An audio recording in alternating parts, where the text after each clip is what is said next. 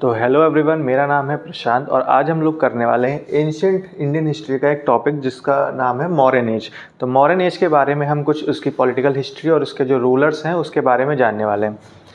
ठीक है, तो जो मौर्यन एज है ये हमारी चलती है एक मिनट।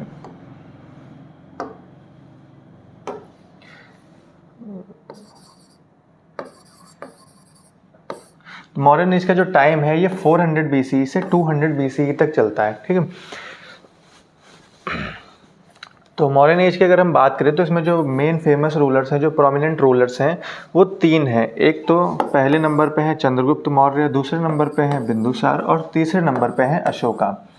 ठीक है, तो चंद्रगुप्त मौर्य का टाइम पीरियड 323 BCE से 298 BCE के बीच में है और बिंदुसार का 298 BCE से 273 BCE के बीच में टाइम पीरियड है और अशोका का टाइम 269 BCE से 233 BCE तक है। ठीक है, अब आगे बढ़ते हैं। तो जो मौर्यन एम्पायर है हमारा, ये इसका मैप है।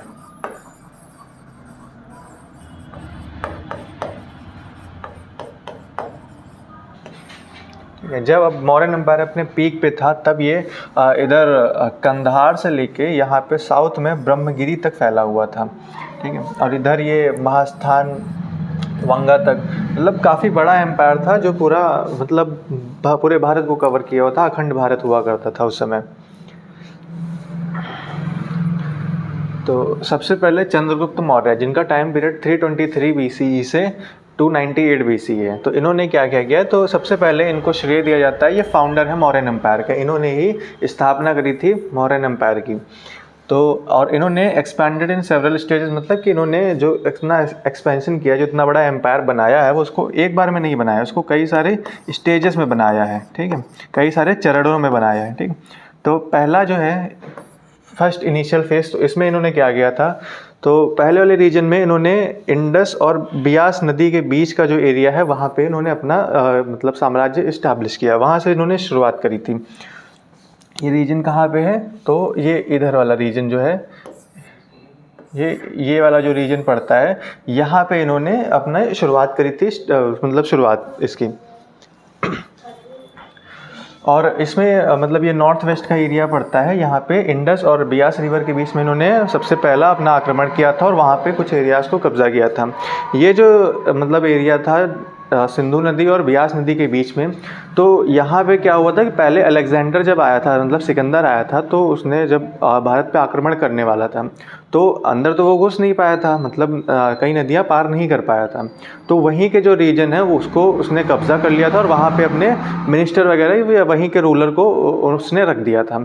अब हुआ क्या था कि अलेक्जेंडर जो है सिकंदर, वो यहाँ से चला गया था और यहाँ की जो जिम्मेदारी है, कुछ एरिया को लोकल रूलर जो है वो कंट्रोल कर रहे थे और कुछ जगहों पे उसने अपने मिनिस्टर को बैठाला हुआ था। अब अलेक्जेंडर वहाँ पे था नहीं, तो ये एरिया जो है सबसे वीक एरिया था, जो कमज़ोर एरिया था, यहाँ पे आक्रमण करना काफ़ी सही था इसके लिए।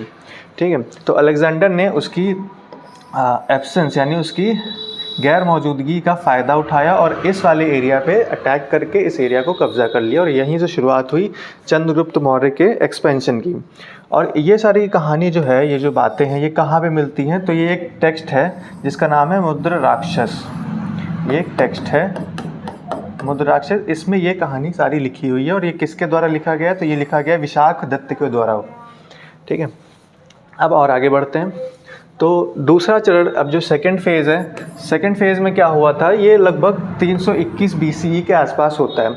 अब यहाँ पे ये इन्होंने जो उस समय सबसे महान एम्पायर था मगध एम्पायर, इससे पहले मगध हुआ करता था।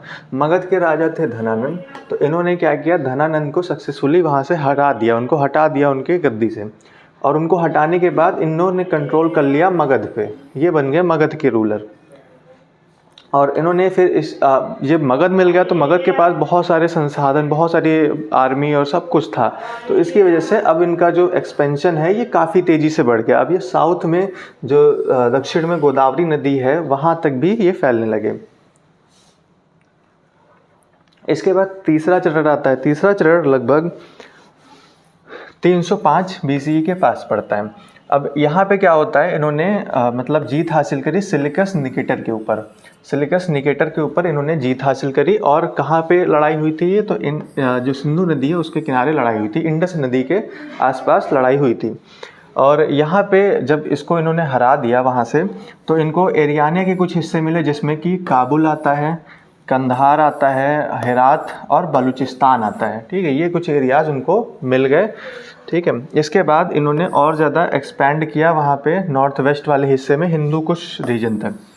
हिंदू कुश वाले रीजन तक ये मॉडर्न जो चंद्रगुप्त मौर्य हैं ये एक्सपैंड करते हैं, वहाँ तक अपना रूल इस्टेब्लिश करते हैं। फिर क्या होता है, इन्होंने इसके साथ एक्सपेंशन करने के साथ साथ इन्होंने डिप्लोमेटिक रिलेशन, यानी जो एक कंट्री का दूसरी कंट्री से रिलेशन होता है वो सारे मेंटेन करके रखे सेल्यूकस निकेटर से। इसके बाद और इन्होंने अपॉइंट किया था मेगास्थनीज को।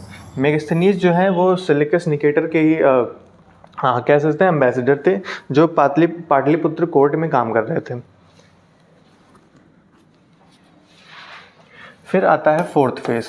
फोर्थ फेज़ में क्या हुआ था, इन्होंने जो साउथ रीजन है, अब इन्होंने साउथ की तरफ बढ़ना शुरू कर दिया था। जो इंडिया का हिस्सा है, सॉरी मैप थोड़ा गलत बन गया, तो साउथ वाले रीजन में भी इन्होंने एक्सपैंड करना शुरू कर दिया। उस समय पे क्या था कि कोई भी रूलर चाहे जितना भी पावरफुल हो, पर वो साउथ में नहीं बढ़ने की कोशिश करता था, क्योंकि साउथ में भी कई सारे पावरफुल एम्पायर्स हुआ करते थे। ठीक है, तो इन्होंने पहली बार साउथ की तरफ, मतलब इससे पहले भी हो चुका था, तो मगध एम्पायर भी थोड़ा साउथ में था बट इतना नहीं था। तो जो गोदावरी नदी, जो ब्रह्मगिरी वाला एरिया पड़ता है यहाँ पे, कर्नाटका में है ब्रह्मगिरी, कर्नाटका, इस वाले रीजन तक इन्होंने अपना जो एम्पायर है वो फैला दिया। फिर आते हैं बिंदुसार।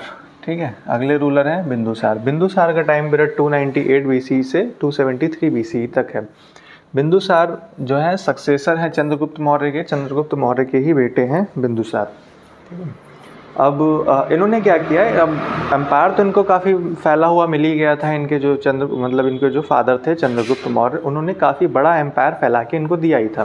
तो इतनी कोई ख़ास ज़रूरत नहीं थी इतने इस एम्पायर को और ज़्यादा बढ़ाने की। तो उन्होंने क्या किया था, इन्होंने बस जो डिप्लोमेटिक रिलेशन है, जो दूसरी कंट्रीज़ के साथ रिलेशन है, उस पर इन्होंने ज़्यादा बल दिया।